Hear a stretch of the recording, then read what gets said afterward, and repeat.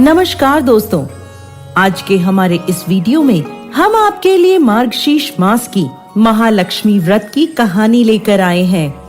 एक समय सौराष्ट्र में भद्रश्रवा नाम का राजा राज्य करता था। वो बहुत प्रतापी था। उसकी रानी सूरज चंद्रिका थी।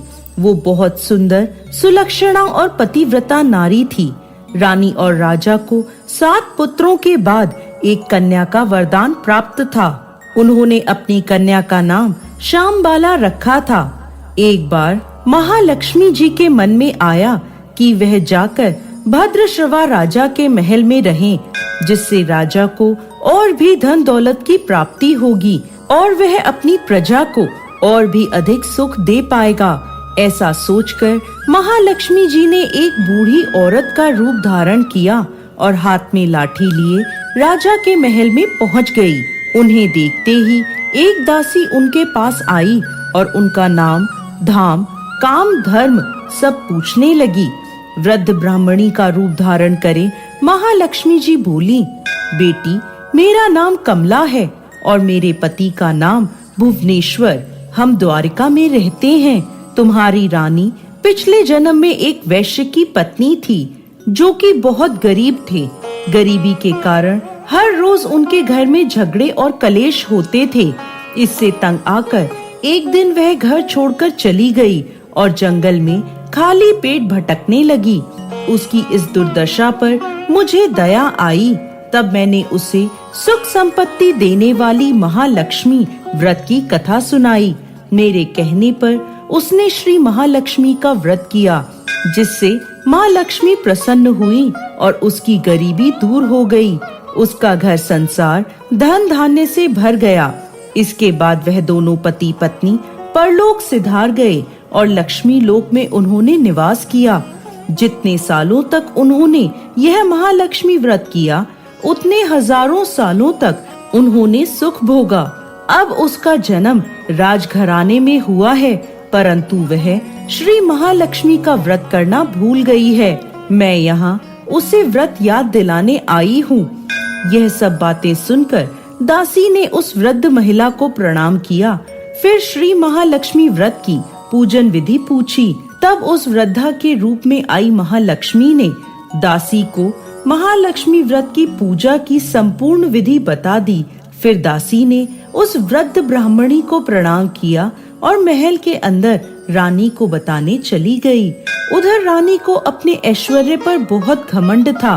दासी द्वारा बताई गई वृद्ध महिला की बातें सुन रानी आग बबूला हो गई और द्वार पर खड़ी महालक्ष्मी पर बरस पड़ी। वो नहीं जानती थी कि साक्षात महालक्ष्मी बूढ़ी महिला का रूप धारण कर उसके द्वार पर आई हैं। रानी का बुरा व्यवहार और अपना अनादर देखकर माता लक्ष्मी ने वहाँ रुकना ठीक नहीं समझा। वो वहाँ से तुरंत चल पड़ी। रास्ते में उन्हें रानी की पुत्री राजकुमारी श्यामबाला मिली। उस वृद्ध महिला ने राजकुमारी श्यामबाला को उसकी माँ के बुरे व्यवहार की सारी बात बता दी।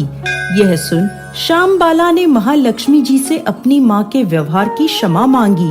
माता लक्ष्मी को राजकुमारी पर दया आ गई। उन्होंने श्यामबाला को महालक्ष्मी व्रत के बारे में बताया। श्यामबाला ने श्रद्धा और विश्वास से श्री महालक्ष्मी व्रत किया। फलस्वरूप राजा सिद्धेश्वर के सुपुत्र राजकुमार मालाधर से उसका विवाह हो गया। वो अपने पति के साथ ससुराल में आनंद से दिन बिताने लगी। उधर दूसरी ओर महालक्ष्मी जी का रानी पर प्रकोप हुआ, जिसके कारण राजा भद्रश्रवा का संपूर्ण राज्य नष्ट हो गया।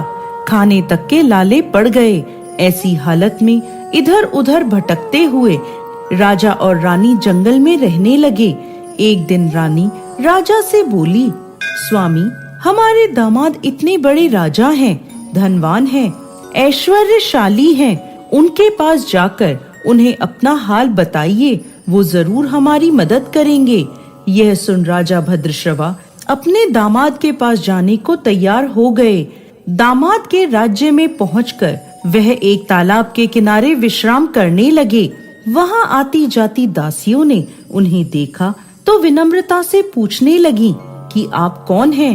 जब उन्हें पता चला कि यह रानी श्यामबाला के पिता हैं, तो वह दौड़ती हुई रानी के पास गई और उसे सारी बात बता दी। रानी ने दासी के हाथों राज परिधान भेजकर ठाट बाट से अपने पिता का स्वागत सत्कार करवाया। जब वह लौटने लगे तो सोने की मोहरों से भरा एक घड़ा अपने पिता को दिया। जब राजा भद्रश्रवा वापस अपने घर लौटे तो उन्हें देखकर रानी बहुत प्रसन्न हुई। जैसे ही उन्होंने सोने की मोहरों से भरा हुआ घड़ा रानी को दिया तो उस घड़े में भरा धन कोयलों में बदल गया। यह सब माता लक्ष्मी के प्रकोप से हुआ था। इस प्रकार दुर्दशा में उनके कई दिन बीत गए। अब रानी स्वयं अपनी कन्या के पास गई। यह दिन अगहन मास का अंतिम गुरुवार था।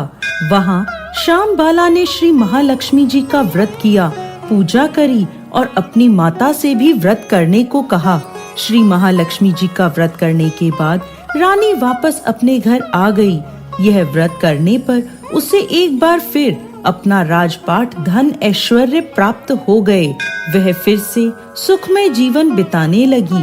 कुछ दिनों बाद श्यामबाला अपने पिता के घर आई। उसे देखकर रानी को पिछली सारी बातें याद आ गईं। जब उनकी दुर्दशा आई थी तो कैसे उनकी पुत्री ने अपने पिता को घड़ा भर कर कोयले दिए थे और कोई मदद नहीं करी। तब रानी ने अपनी पुत्री का कोई आदर सत्कार नहीं किया और बार बार उसका तिरस्कार करने लगी। जब राजकुमारी श्यामबाला वापस जाने लगी तो रानी ने उसे कुछ भी नहीं दिया। तब अपने घर वापस लौटते वक्त श्यामबाला ने पिता के घर से थोड़ा सा नमक ले लिया। जब वह वापस अपने ससुराल पहुंची तब उसके पति ने पूछा कि मायके से क्या लाई हो। इस पर उसने जवाब दिया कि वहाँ का सार लाई हूँ। तब पति ने पूछा, इसका क्या मतलब हुआ? श्यामबाला बोली, धीरज रखिए, सब पता चल जाएगा। उस दिन श्यामबाला ने कई तरह के पकवान बनवाए और उनमें नमक नहीं डाला और बिना नमक का भोजन अपने पति को परोस दिया। जब राजा को भोजन में कोई स्वाद नहीं आया तो वह बोला, आज यह खाना कैसा बेस्वाद बना है। तब श्यामबाला ने राजा की थाली में अपने पिता के यहाँ से लाया हुआ नमक डाल दिया, जिससे भोजन में स्वाद आने लगा। तब श्यामबाला अपने पति से बोली, यही है मेरे मायके से आया हुआ सार। पति को उसकी बात सही लगी। वह दोनों भोजन करने लगे। इसी प्रकार जो भी व्यक्ति पूरे श्रद्धा भाव से महालक्ष्मी जी की पूजा करता है, उसे महालक्ष्मी की कृपा अवश्य प्राप्त होती है। सुख संपत्ति और शांति की भी प्राप्ति होती है। सभी मनोकामनाएं पूर्ण होती हैं। हे माँ महालक्ष्मी, जैसी कृपा श्यामबाला पर करी, वैसे ही इस कहानी को कहते, सुनते और हुंकार भरते सब पर करना। जय माँ महालक्ष्मी।